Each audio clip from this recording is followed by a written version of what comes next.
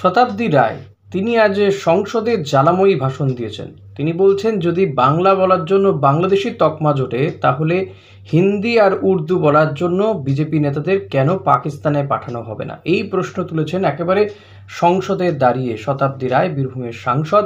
তিনি এই প্রশ্ন তুলেছেন আজকে। আগে শুনুন শতাব্দী রায় কি প্রশ্ন তুললেন। ओडिशा में এই বছরে উড়িষ্যায় ঝাড়সুগুড়া 444 জন বাংলা ভাষী পরিযায়ী শ্রমিককে অবৈধ বাংলাদেশি বলে আটক করা হয়েছে এবং এদের অধিকাংশ মুর্শিদাবাদ, মালদা, দক্ষিণ 24 পরগনা এবং আমার বীরভূমের লোক রয়েছে। এবং সবচেয়ে বড় কথা হচ্ছে, ওখানে একজন প্রেগনেন্ট মহিলাকেও পর্যন্ত বাংলাদেশে পাঠানো হয়েছে, যাদের কাছে ভ্যালিড কার্ড আছে, আধার কার্ড আছে, ভোটার কার্ড আছে, তাও তাদেরকে চেক করা হচ্ছে না। ঠিক একইভাবে মহারাষ্ট্রে একজন বাঙালি পরিযায়ী শ্রমিককে demand. Madam, what is your demand? Madam, what is your demand? What is your demand?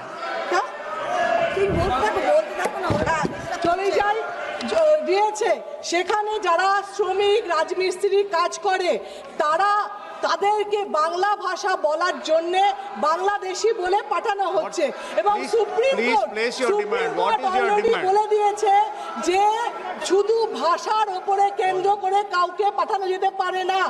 যদি प्रत्येक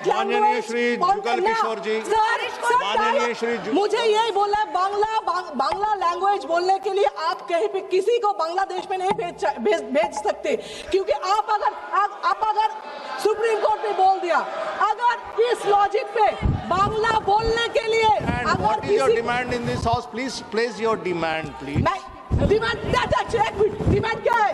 अगर बांग्ला बोलने से किसी को बांग्लादेशी प्रूफ करके बांग्लादेश में भेजना चाहे, तो बीजेपी को भी हिंदी उर्दू बोलने के लिए पाकिस्तानी बना के पाकिस्तान में भेजो। You place your point.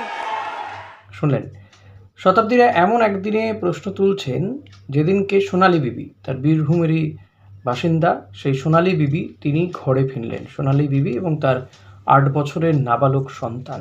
সোনালী বিবি অন্তঃসত্ত্বা। বাংলাদেশে প্রায় 100 দিন সাজা ভোগের পরে ভারতে ফিরলেন বীরভূমেরই বাসিন্দা সোনালী বিবি এবং তার 8 বছরের নাবালক। যদিও তার পরিবারের আর 4 সদস্য, তাদেরকে এখনও ফেরানো হয়নি জানিয়ে পরিবারের লোকজন তারা ক্ষোভ প্রকাশও করেন। দেশের সর্বোচ্চ আদালত অর্থাৎ সুপ্রিম কোর্টের নির্দেশে আজকে মালদার মহদীপুর আন্তর্জাতিক সীমান্ত দিয়ে তাদেরকে ভারতে ফিরিয়ে আনা হয় এবং তাদেরকে এই ভারতীয় ভূখণ্ডে হস্তান্তরের সময় উপস্থিত ছিলেন ভারতীয় deputy high commissioner Manoj Kumar, বিএসএফের 119 নম্বর ব্যাটালিয়নের আধিকারিক, জওয়ানরা এবং বাংলাদেশের বিজিবির প্রতিনিধিরা। তো এই সোনালী বিবি কি করতেন? তিনি একজন পরিযায়ী শ্রমিক, কাজের সন্ধানে দিল্লিতে গিয়েছিলেন এবং অভিযোগ, বৈধ ভারতীয় নথি থাকা সত্ত্বেও 17 জুন দিল্লি পুলিশ তাদের বাংলাদেশি বলে সন্দেহ করে আটক করে। এরপর 26 জুন অসমের সীমান্ত দিয়ে 6 জনকে পুশব্যাক করে বাংলাদেশে পাঠিয়ে দেওয়া হয়। ভাবুন একবার, শুধুমাত্র বাংলায় কথা বলেন বলে এই রাজ্যের বাসিন্দাদেরকে এরকম বিভিন্ন রাজ্যেই কিন্তু হয়েছে, যেটা শতাব্দীও বলছিলেন উড়িষ্যাতেও হয়েছে। বীরভূমের বাসিন্দা শুধু নয়, আমাদের রাজ্যের একাধিক জেলার বাসিন্দাদের সঙ্গে এই ধরনের ঘটনা ঘটেছে এবং দেশের একাধিক রাজ্যে এই ধরনের ঘটনা ঘটেছে যে তারা বাংলা বলে বলেই বাংলাদেশে সন্দেহে পাঠিয়ে দেওয়া হয়েছে। সুপ্রিম কোর্টে এই নির্দেশে তিনি তো ফিরলেন। সোনালী বিবি ফিরে একটা ইতিহাস রচনা নিঃসন্দেহে করলেন যে এভাবে কাউকে বাংলাদেশি দাগিয়ে দিলেই সে বাংলাদেশি হয়ে যায় না। এবং সোনালী বিবি এই যে 100 দিন তিনি সেখানে ছিলেন, অনুপ্রবেশকারী হিসেবে বাংলাদেশে তাদের বিরুদ্ধে মামলা রুজু করা হয়েছিল। সেখানে 100 দিন তিনি জেলে বন্দি ছিলেন।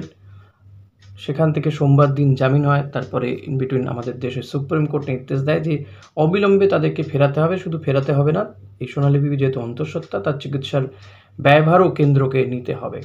কেন্দ্রের একটা বড় ভুল, বিজেপির এটা বড় কি বলবো থাপ্পড় বিজেপির গালে সুপ্রিম কোর্টের পক্ষ থেকে। এবং সেই সোনালী বিবি অবশেষে ভারতে ফিরলেন এবং নিঃসন্দেহে এইভাবে যে কাউকে দাগিয়ে দেওয়া যায় না শুধুমাত্র তার ভাষা কি এটা জেনেই, কারণ বাংলাদেশের মাতৃভাষা বাংলা, তারাও বাংলায় কথা বলেন, আমরাও বাংলায় কথা বলি। আমরা তো এই পশ্চিমবঙ্গের বাসিন্দা, এই ভারতেরই একটি অঙ্গরাজ্য হচ্ছে পশ্চিমবঙ্গ, বাংলার বাসিন্দা। এইভাবে বাঙালিকে টার্গেট করা হচ্ছে বলে বারবার তৃণমূল কংগ্রেস অভিযোগ করেছে। সোনালী বিবিকে ছাড়িয়ে নিয়ে আসার ক্ষেত্রে কিন্তু তৃণমূল কংগ্রেসের অনেকটা ভূমিকা রয়েছে, যেটা সোনালী বিবি তিনিও কৃতজ্ঞতা প্রকাশ করেছেন মমতা বন্দ্যোপাধ্যায়, অভিষেক বন্দ্যোপাধ্যায়। সামিরুল ইসলাম তিনি মূলত তৃণমূলের যে রাজ্যসভার সাংসদ, তিনি এক্ষেত্রে বড় ভূমিকা নিয়েছেন। এ রাজ্যে বহু পরিযায়ী শ্রমিককেই এভাবে ফিরিয়ে নিয়ে আসা হচ্ছে এ রাজ্যে, যারা কাজের জন্য অন্য রাজ্যে গিয়েছিলেন কাজ করবেন বলে, কাজ করেওছেন কয়েক বছর, কিন্তু হঠাৎ করেই এভাবে বাংলাদেশি সন্দেহে একের পর এক আটক করা হয় এবং কাউকে কাউকে পুশব্যাক করা হয়। সোনালী বিবি তাদের মধ্যে একজন। কেউ কেউ ফিরে এসছেন রাজ্যে, তাদেরকে কাজের ব্যবস্থা করা হবে বলে আশ্বাস তো দিয়েছিল রাজ্য সরকার।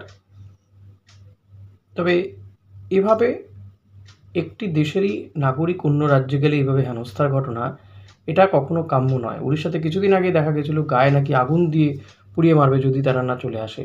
আমাদের রাজ্যে তো কত হিন্দিভাষী, মানে কত বিহারি, ইউপির লোকজন, উড়িষ্যার লোকজন কাজ করে। কখনো তো আমরা এই বিষয়গুলো নিয়ে এইভাবে ভাবিনি কোনো দিন।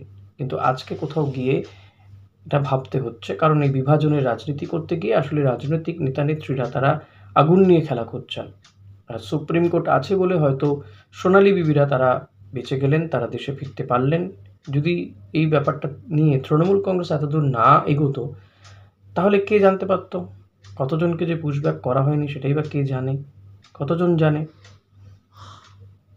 তাদের উপর এই যে অকথ্য অত্যাচার, কই আমাদের রাজ্যে তো হয় না এরকম। এটা কেন হবে? এটা অবিলম্বে বন্ধ হওয়া উচিত। রাজনৈতিক নেতা নেত্রীরা তারা সোচ্চার হচ্ছেন, এটা খুব ভালো দিক যে বিজেপি বিরোধী রাজনৈতিক দলগুলো তারা বলছেন।